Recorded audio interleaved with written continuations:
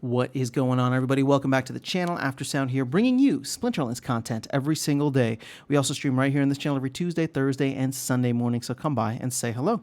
All right, guys, well, we have an updated SPS Dow Treasury report just posted a couple of hours ago on PeakD or Hive blog, as well as a link to it in the official announcements section of the Discord server. So we're just going to dig into this and see where we're at, and then, of course, we have the past proposal.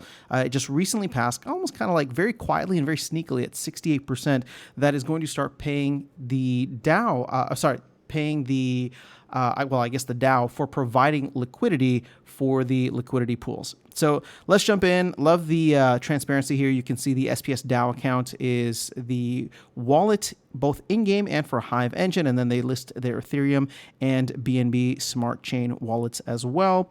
So if we jump down here, you can see where the total holdings are at. SPS right now, there's 180 million tokens for SPS, almost at $4 million. Again, that's at an exchange rate of 0.022 or 2.2 cents. Then we have a hodgepodge of a bunch of other things. The most recent of which was added is DEC, and that's coming in from all of the Rift Watcher sales. So there's been 42 million DEC added in, about $32,000. That'll be closer to $42,000 once we hit peg, hopefully. And then our stablecoin holdings have actually gone up. We're going to dig into that in a second as they have some notes at the end. But you can see we have 574,000 USDC, USDT, and then another 73,000 in Binance US dollars. And then Ethereum and BNB, 600,000, 350,000 respectively, and about 40,000 in Hive. So the total non-SPS Treasury holdings are about 1.6 million. And then you add that in with the 4 million in SPS, and it's putting us roughly about 5.5 million or so. So let's take a closer look at the LP positions, because this is what's going to be important here. So you can see here that there's a significantly larger amount in the PancakeSwap pool, and that's going to really eat into the overall rewards that are being paid out.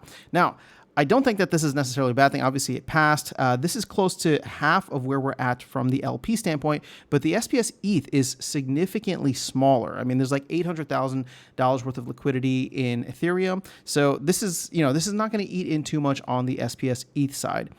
So ultimately, I don't know when that's going to turn on, but it looks like it'll probably be within the near future. This will be here. That's all they say. I was going to say a couple weeks, but that's not the correct language. This will be changing in the near future as a result of the following governance vote that recently passed. And that's one we were just talking about. So here's the major changes, and we'll just cover this and keep it short. In 2021, the SPS Foundation entered into a contract with a market maker to provide liquidity on various centralized exchanges. This contract was recently terminated, which led to 200,000 USDT and 14 million SPS being returned to the Dow, which was initially provided to the market maker to use for providing liquidity. Another 1 million SPS is still due. So, this is stuff where now that the Dow is live, we're getting a little bit more information. We're getting a little bit more transparency from it, and it is, it belongs to the SPS stakers. This is something that I think we're going to have to vote on in the future. Obviously, it happened back in 2021 when SPS first launched. There wasn't any kind of governance at that point in time. But things like this, I think, are definitely going to have to go through SPS stakers now, for better or for worse, hopefully for the better. Number two here, a little over 30,000 was provided for a contract with a new market maker earlier this year. See, that's something, again, and I'm not trying to say that anything nefarious is happening. I'm just wondering where, should all of this be going to the Dow, or should all of this be coming as a vote for the Dow to decide upon, or do we need to have some kind of like formal vote to have, the SPS Foundation, for example, right? And as it is, like, the SPS Foundation's already been handling all of this. So it's like, do we need to have a formal vote to like have them be able to make decisions on our behalf, or should these decisions be coming in? Now, obviously, I think it'd be a waste of time, although the burning of DEC would be nice, but it'd be a waste of time for like every little thing to become a Dow vote. And, it's so polarizing as it is. You're going to have a lot of people that don't fully understand it, that agree or disagree. And so at the end of the day, I don't think it's a bad idea to have a little bit more centralized control. I know.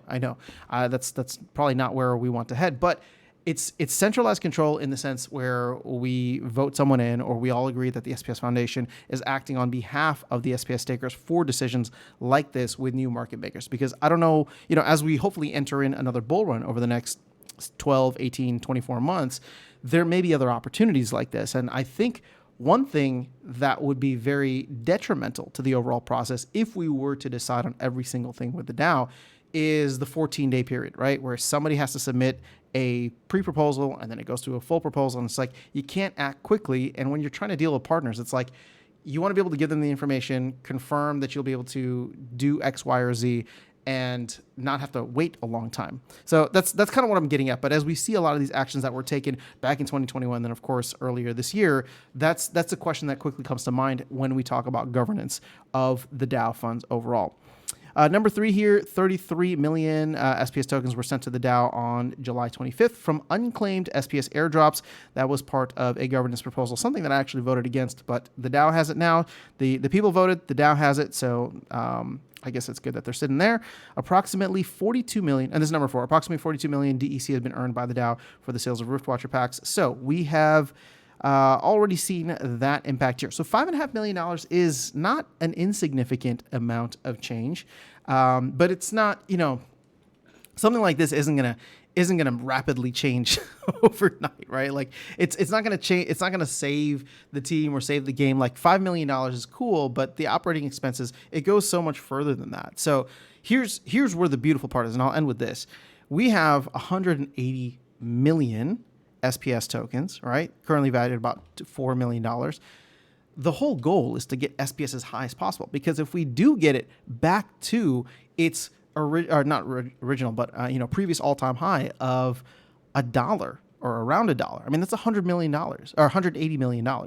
Now, even if we go halfway, just getting up to 50 cents and being able to stay there, especially before the bull run, right? If we can slowly work our way up while Bitcoin's working its way up and we don't necessarily hit new all-time highs until maybe 2025 or later on in the cycle, even still having $90 million is going to be worth a lot more. And obviously, we hold Ethereum, we hold BNB as well. So all of those going up together in a rising market would be fantastic. But even just SPS on its own could add a lot of value to the Dow and give it a lot more firepower as we look to maybe add more games, more partnerships, more whatever in the future. So, right now we talk about Flywheel, the big buzzword of 2023. We talk about, SPS utility, but this is really what it leads to. If we get all of that, value, right? If we can drive the value of SPS up, boom. I mean, we have a lot of firepower, a lot of ammunition that we can work with to really push this game out from the community standpoint. But that is all I have for you guys in this video. Let me know if you have any thoughts or comments in the comment section below. Otherwise, I will catch you all in the next one and see you around the game. Take care.